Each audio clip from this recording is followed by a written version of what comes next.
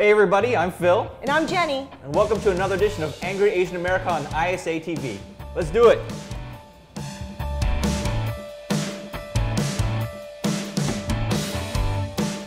All right, on this episode, we're joined by two very special guests. We've got MC, producer, DJ, Kero One. What's up, man? What up? What's going on? Welcome. Thank you. Very cool dude, very chill. Thank you. We've also got singer-songwriter Zee Avi. Hi. Welcome. Thank you so much. Thanks for joining us. Thank you. Been a fan of yours for a really long time, so I'm real excited. Awesome. Awesome. Thank you so much. All right, guys. So for our angriest topic of the week, MTV recently posted a casting call for a reality show looking for, I quote, fun and fabulous and fancy Asian Americans. It looks like they're trying to cast a reality show for a group of Asian American friends who are affluent, wealthy, and like to spend money and party and have a little drama in their lives. What do you guys think about this? Oh, sounds fierce. It's another F-bomb. There you go. It sounds like a disaster. That's what it sounds like to me. That's another F word we can use. Sounds like my life since I've been in LA. Actually. Yes, you should be on the show. I feel so conflicted, right? Because like, honestly, you kind of watch reality TV these days so that you could see the train wreck. Right. Yeah. Right. You know? I mean, I'm not gonna lie. I I've know. tuned into MTV to watch some like disastrous stuff just because it's like, I don't know what it is, but you just can't. I can't turn away, you know. That's so. why you fan page the Teen Mom. You got me. I saw that. You saw that. It's like, Phil liked Teen Mom. Like, wait. Well, I mean, yeah. I mean, is this? I don't know. Do we even think in terms of progress anymore? Because I think we were just talking about it earlier. There's so many channels, and there's such a huge need for reality TV ideas that, like, I mean, doesn't it just feel like it was just our turn anyway? Because they've done the pregnant moms, they've done the dance moms, they've done the pageant moms, the pageant kids. I mean, it's like, how many little sub niche groups are we gonna get to? And finally, it's like, oh, crazy rich Asians. That's basically what it is, right? Crazy Rich Asians. This idea there's of a like, book. yeah, there's a book on it, yeah. called Crazy Rich Asians, but it's also just like, you know, this certain subsection of Asian America that's like. Really wealthy, spending lavishly, and then partying and stuff like that. And then so somebody must have thought, hey, that might make a good show, right?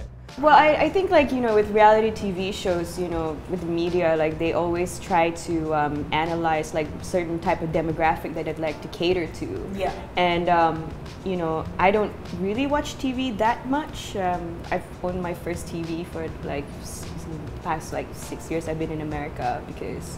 Yeah. You know, it's the box, and like I don't usually like to feed myself with it. But you know, there's also Hulu, and you know, I fly with the Bachelor in Paradise. For a moment, I thought like, oh, Zee's all like, oh, hi and elite, and then she's like, no. Well, I want to point out there's one piece of that casting call that's really interesting to me. Which is, we're looking for also Asian Americans who might have conflict with their parents because their parents don't want them to be so Americanized. And I find, now that I've kind of been more exposed to producers and entertainment industry folks, that that's really a strong narrative or story that they like reinforcing about us. Yeah. So for example, I'm a stand-up comic, and it's like, oh, what do your parents think? Do you guys get that kind of a question? Because you guys are both musicians, right? At the same time, though, I do feel like, you know, there is a little bit of truth, I think, with that. You know, just being, just having Asian parents that are constantly pushing, like, you know, lawyer, doctor, engineer, and I mean, I think that's fine because, you know, a lot of parents push their kids to be successful, but I think when it comes to the point where there's no other option, and if you don't succeed in those areas, and that's failure as like a human, I think that's like a big issue. And Yes.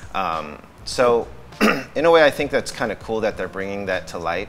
But at the same time, I would like to hear more conversation about encouraging, you know, the younger parents, the new parents, to be a little more open, you know, about allowing kids to be exposed to different kinds of options, you know. Everybody's got their like their thing. Like, oh, I don't want to see any kung fu guys. I don't see any nerdy dudes. And like, and it's interesting because, you know, reality TV doesn't allow for a whole lot of subtlety. Like you know, it's painted in really broad strokes, right? And that's why the casting call is calling for these things. You know, do you have like your parents, this thing about their parents, the thing about spending a lot of money, and then this culture clash. Like these are things like a lot of people can relate to, or what they understand about Asians, and so they're like, okay, maybe we could make a show about this, you know? Yeah. So it doesn't allow for a lot of nuance, I think. I know. Yeah. And so that can be problematic. That said, if this show makes it there, I'll watch it. I'm gonna watch it. I'm gonna watch it. I'm gonna totally watch it. This. All right, ISAtv audience, how about you? What do you think about this Asian American reality show idea? Are you potentially a fancy, fabulous Asian who should be in it? Are you looking forward to watching this thing? I mean, we confess, we'll watch it. All right, so for our next angriest topic of the week, it's pretty sad. In the last 2 weeks, there have been 2 elderly Asian American men who've been beaten up or robbed and put in some kind of critical condition. And it's really sad. The first one is an elderly Korean man at the back of his store in Ann Arbor, Michigan. Right, he was robbed. And then the last one was in Hayward, California. He's like a 70-year-old Chinese American man who was just in the park, like trying to collect recyclables, which is classic. And he was beat up and he's like in critical condition and maybe will get permanent brain damage. I mean, that's just like the people who are doing these kind of things have something really deep down that's like troublesome, I feel like, you know, like a lot of deep-seated anger or something, because I mean, you know, to beat up, you know, someone that's that old is just like cowardly. Yeah, cowardly, heartless, I mean, you name it. That's just, you know, that's completely just not aware. Yeah, absolutely. So, yeah, I hope that, you know, they get caught and they get what's coming to them. Justice is served, because that's just, I mean, that's just not cool. I mean, the one in Hayward is particularly enraging because it was like this old man, somehow they got in some kind of altercation and this guy punches him out and he's knocked out. And it was in a picnic area and there was a party happening and the guy was just knocked out and then the party, for an hour just lying on the ground and the party just resumed and nobody helped him, you know? Yeah. And it's like, what the hell, you know? Just laying there for He was just laying there for an hour. Helped him. Yeah. Unconscious. And then like his wife came looking for him and found him there and then Oh my goodness. and then that's when they, you know, he went to the hospital. That's a terrible state to see your husband in. Like, yeah. And so there's, they're still looking for the perpetrator. But, you know, to me, I feel like, who beats up an old person? You know what I mean? And so I don't think it's an age thing. I think it's a racial thing. I'll just throw it out there. You know what I mean? Yeah. It's like, for whatever reason, these are like super, like, I don't know, immigrant-y sounding names. So I'm just assuming they're like not necessarily, total assumption that they don't speak English that well probably.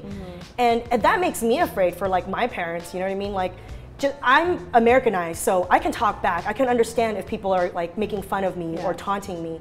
But if you're like an older Asian guy who doesn't know and your English, are you don't know if someone, like maybe you don't know you're being rude to someone and you're just there picking up recyclables, you know? Like, it really scares me that like other people will escalate and react because you don't, you know what I mean? You're not responding in English or in an understandable way. Yeah. Yeah. And sometimes, like, you know, like in Asian culture, we're very gestural and, you know, like the way we speak sometimes, you know, like with different dialects, you know? So, I don't know, I think it's like maybe the guy who, you know, did this really sick thing was like, why are you being rude to me? And you said there was a party, so they might have been inebriated or something like that, and it was just like wrong place, wrong time, man. All right, well, let us know what you guys think. Do you guys have reactions to this? Do you guys, are you feeling depressed, sad, angry about seeing this kind of violence or violence in general? Let us know in the comments. Tell us what's up. All right, so for this topic, I wanted to take advantage of the fact that we have 2 musicians here as our guests. Yay! 2 musicians who I'm a huge fan of, big fan of your music for years, and kind of wanted to get a pulse on what you guys are feeling. You guys have been into your careers for a couple years, and how you guys feeling about what it's like to be Asian in this industry, making music, making a name for yourself? I mean, Kero One, you've been doing this thing in hip hop for a while. You don't see a lot of Asians. We're coming up, but I'm just wondering, like, how you feeling? I mean, do you feel like there are still barriers to you making music? I mean, I think it's definitely an interesting time right now. I mean, for hip hop, you know, I grew up listening to it since I was like yay high, and you know, I remember growing up, I never had any other Asian American artists that I could really look up to. I mean, not just hip hop actually, just in general. And so I think it's cool that there's that option now for kids. You know, they could put a poster of someone that they identify with even further than music, I guess. So that's kind of cool. And I feel like for myself, it's just, it's actually inspirational to see the other youngsters, you know, that, you know, same cultural background or whatnot, doing their thing. So yeah, actually, I'm pushing, you know, pushing forward and getting inspired by these younger kids that are really doing stuff that I like. You know, so. Zee, what about you? Well, I know for me, because I didn't grow up in America. I grew up like, you know, in third world style. Like I grew up on Borneo Island in a small beach town. And for me, I think I was the first kind of Malaysian to be signed to an international label. So that was a pretty huge deal. Because that really sort of like set the path for, you know, because Malaysia is kind of an obscure country, even though like, you know, whatever events has been happening this year has put us on the map a little bit. But, you know, meanwhile, in the music industry, it's a little tough for us to have a voice because we're so far away from everything else, like, you know. So for me, it's pretty cool to see, you know, to come here to America and seeing the fact that, you know, Asian Americans are like, you know, really, like you said, like pushing forward in all their purpose and, you know, displaying their talents and, you know, what you guys are doing, giving like the Asian American community a voice. Like, more power to you, brother and sister. Yeah, I remember the first time I heard I heard Bitter Heart on the radio, and I was like, oh, that's a cool song, you know. And then the announcer was like, that was Zee Avi, and I was like, what kind of name is Zee Avi? I'm gonna look it up, and I was like, what? She's Asian? Oh, awesome! Hey. And so I was a fan, but then I became like a super fan after that. I was like, yes. But you know, it made a difference to me to see like a different face, hearing this music that I really like, but seeing a different face represented, and I was like, you know, that was cool. That was extra cool. Yeah. All right, for this section we called Fresh Off the Blog. We're taking topics from the blog and giving some short shout outs. So first off, we want to shout out, who is Arthur Chu? We're big fans of Arthur Chu here, Jeopardy champ, gangsta, king of the nerds. They're making a documentary about him called Who is Arthur Chu? Check it out on Kickstarter and give him some love. Next up, I gotta say, Jenny Yangs of America are killing it this week. So I gotta shout out Jenny R. Yang. She has just been appointed by President Obama to be chair of the Equal Employment Opportunity Commission in Washington, D.C. Representing equal opportunity, Jenny Yang. Congrats. All right, first name Sam, last name Sung. I want to shout out a former Apple employee named Sam Sung. You may have seen his business card, it went viral.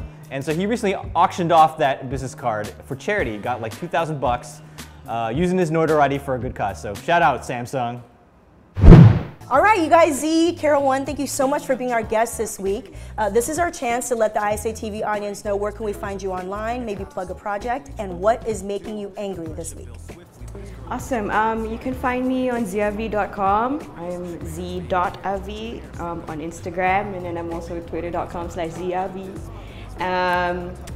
Check out my children's lullaby album that I just released in May. It's called Zee Avi's Nightlight. It's a little bit for you and your family and the little babies. What's making me angry this week is what happened today, this morning. Is unsuspecting surprise visits from plumbers. Like, okay, schedule a day ahead. All right, none of this like, you know, come in and just check out. No, it's not happening. Cool. Sleep is important. You can find me on SoundCloud Kero One and Facebook as well. And right now I'm just working on producing a lot more remixes on SoundCloud and DJing. I do a monthly party near downtown Los Angeles called Uptempo LA, and we do hip hop, soul, electronic music, and it's free, so come through. What's making me angry this week is I actually almost got ran over by a car near my house. Yeah, it was just scary as shit. And the worst part was I was wearing like flip-flops. First of all, I shouldn't be wearing flip-flops in public, I know, but keeping it real, man. just in case, you know. But at the same time, it's like, yo, when you're trying to run for your life, it's kind of hard, you know, when you got these things on. So, well, lesson learned. You know, I'm gonna wear my my running shoes when I go out now. So. All right, this week's Angry Artist of the Week is double because we got two of them here, Kero One and Zee Avi. You've been listening to their music, catch their albums. That's it for Angry Asian America. Thank you to Studio 5A for letting us shoot here as always. Thank you for watching. Be sure to comment, like, do whatever you want. Subscribe to ISAtv for future episodes. And check out my blog, angryasianman.com, to see what's going on in Angry Asian America. And until next time, stay angry.